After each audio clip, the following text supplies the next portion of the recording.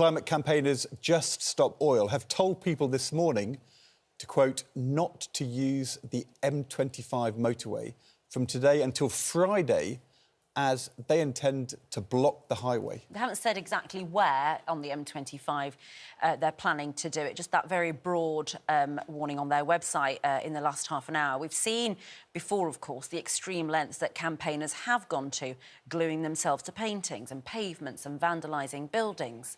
In an exclusive poll for Good Morning Britain, 71% of people surveyed said the recent heatwave has made them more concerned about climate change. But 51% felt that the people who took part in protests for climate change should continue to receive criminal convictions.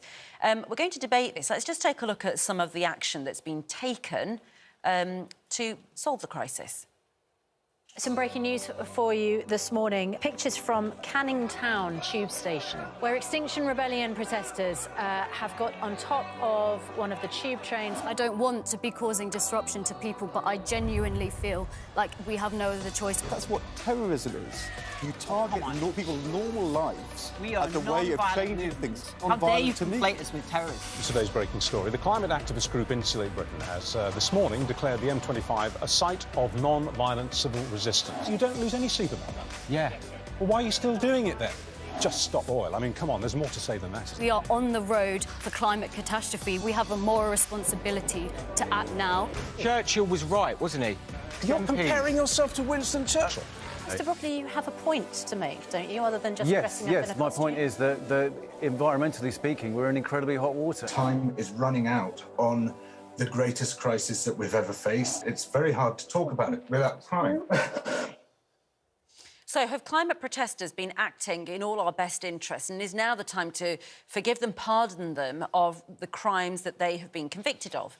We're joined by Just Stop Oil campaigner James Skeet, who says protesting is the only way to wake people up about the reality of climate change, and broadcaster Kevin O'Sullivan, who says this isn't the way to tackle climate change and we should prosecute harder. First of all, James, your organisation has told people to avoid the M25 until Friday. Presumably that includes firefighters and ambulances and people going about their business.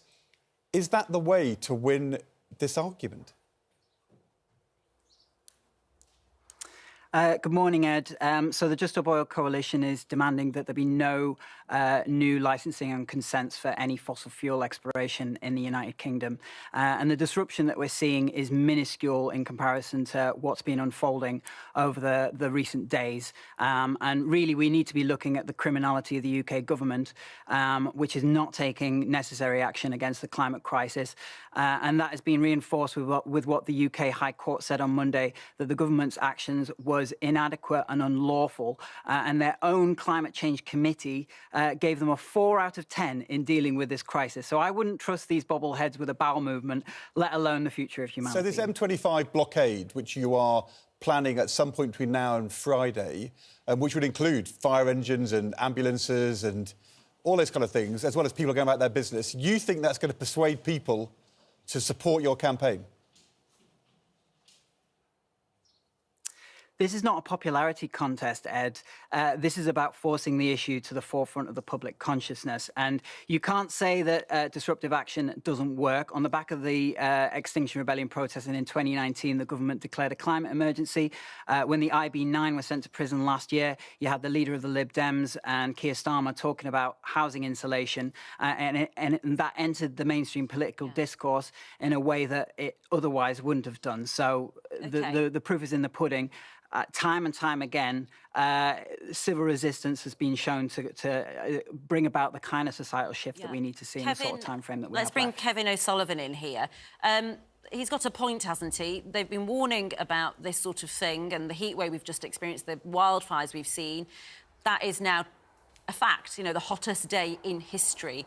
These protesters have been doing the right thing, haven't they, to force the issue, to force broadcasters, to force newspapers to report on what they're doing and therefore raise the issue of climate change?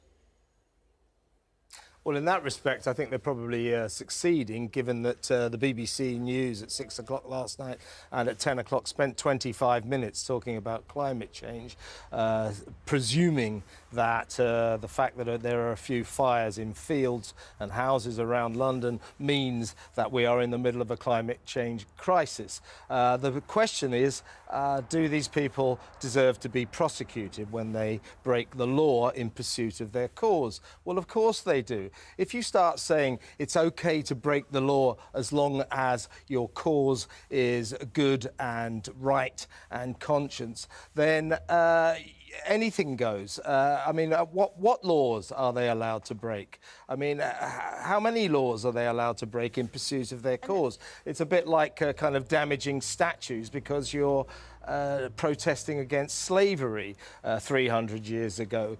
Quite why that's acceptable, and yet if I go and smash up a shop or something, it's not acceptable, I don't know. So I absolutely respect to Just Stop Oil, Extinction Rebellion, Insulate Britain. I absolutely respect their right to protest, but when they break the law in the pursuit of their cause, of course they must be prosecuted. And by the way, while we're on this issue, why are they, for example, picketing and damaging where I work, News UK, or perhaps various British governmental offices, various banks in the city? Why aren't they outside the Chinese embassy? We in Britain have 3 coal-fueled power stations. China has 1,150, is busy building 300 more, and is exploring for more coal reserves in order to make more coal-fueled power stations. So why are you bothering with us when we only produce 1% of the world's pollution? Nothing we do in Britain will ever make any difference. Thanks, Kevin.